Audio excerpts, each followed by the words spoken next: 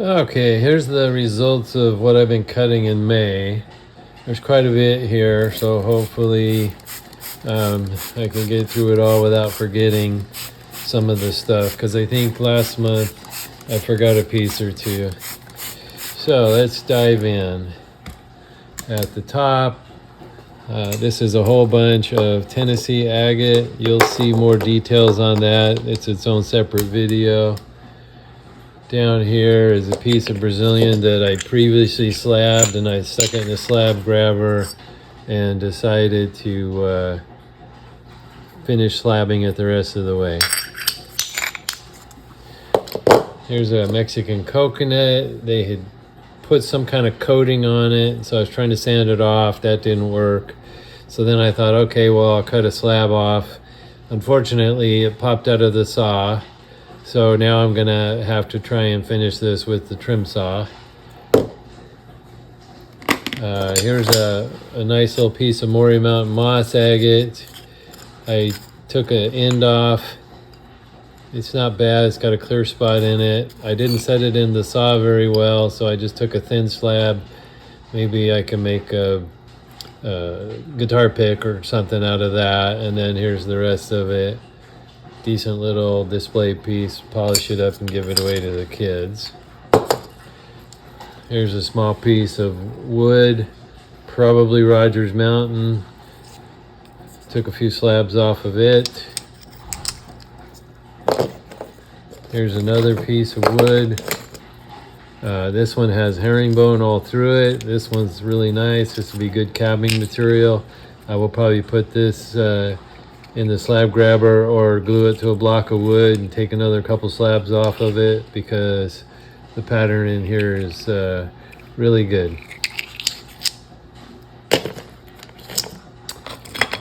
There's a piece of wood that was just kind of flat. Looks like it's already been slabbed, so I just took another slab off of it. This one started falling apart because there's a crack that runs right through here. So I got an end piece and then a potentially usable slab, and this will probably get polished up to give away to the kids. Let's see here, gotta make some room now. This was an extra thick slab, so I put it in the slab grabber and cut it in two, and got two nice usable pieces of Mexican flame agate. As you can see, this part down here is kind of junky. This in the middle is definitely not usable, but this up here, although there's a crack running right through the middle of it, this is all still beautiful cabbing material. Mexican flame agate. This was a disappointment. When you looked at the outside, it's polychrome jasper, and I thought, oh, this is going to open up into some really nice pattern. And it's so dark, the pattern goes away, there's a hole right here, and then it just becomes blasé. So that'll probably just become yard rock.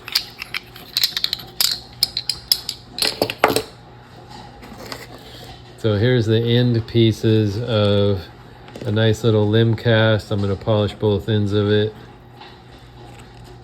These will probably just go in the tumbler. Another piece of wood.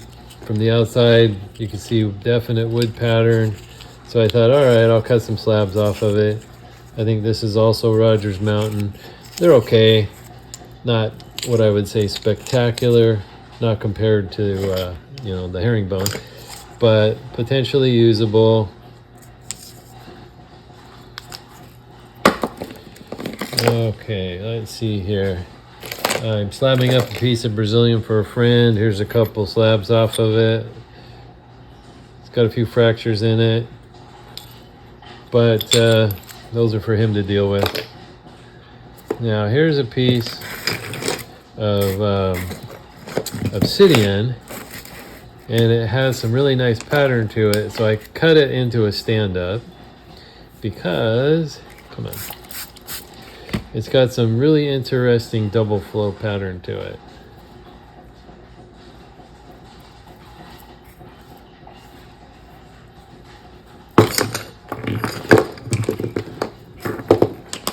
And then these are the slabs off of it. Same thing, got some nice pattern to it. This gets thin up here, so this is usable. And then the end piece, again, it's got some usable areas in there. And then this is the bottom, which was at a weird angle. And I guess usable, I don't know, nothing calls out to me, but there's potential there for someone. Okay, here's some trimmings off of a sphere. So I went ahead and put it in my slab grabber and took a couple slabs off of it.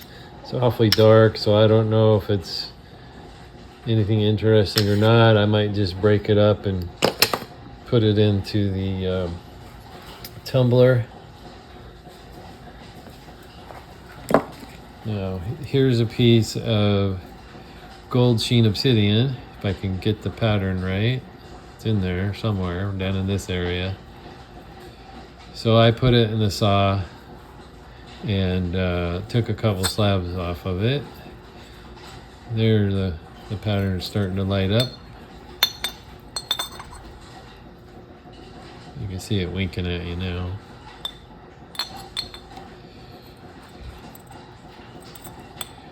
There's more of it. I'm not sure where it is though. It must still be in the sandbox. Here's a piece of moss agate that I'm working on a sphere. Although now I see this big ugly crack in here, this might just become slabs or something, because otherwise it would be an ugly sphere. Yeah, that goes all the way through to the other side. So this might not make it to a sphere or a smaller sphere. Oh well, it's just a rock. Sometimes you get odd shaped stuff. This is another obsidian sphere I'm working on. Basically mahogany obsidian. And then these are all of the, the trimmings off of that. A lot of times I'll slab this stuff. In this case, I chose not to.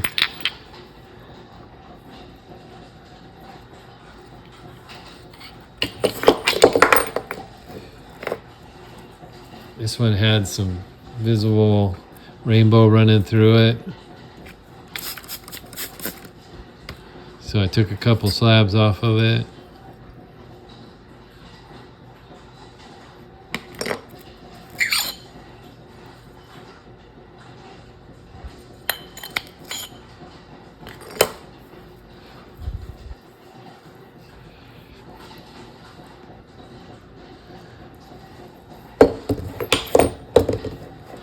And then I have this piece of Brazilian. You look at it and you see, oh, look at all this banding in here. That looks pretty cool. So I thought, what the heck, right? And so I cut it in half, and I don't know, pretty disappointing compared to what the outside suggested. I mean, it's okay, but I'll probably polish it up to give away. Because you look at the banding in there. Oh, sorry. Look at that banding. You think, wow, this is going to be great. And it's just kind of blasé. So that's what I've been cutting through the month of May. And I think that's everything this time. So look for the future video of the Tennessee agate back there. And this is what I did for May. Enjoy.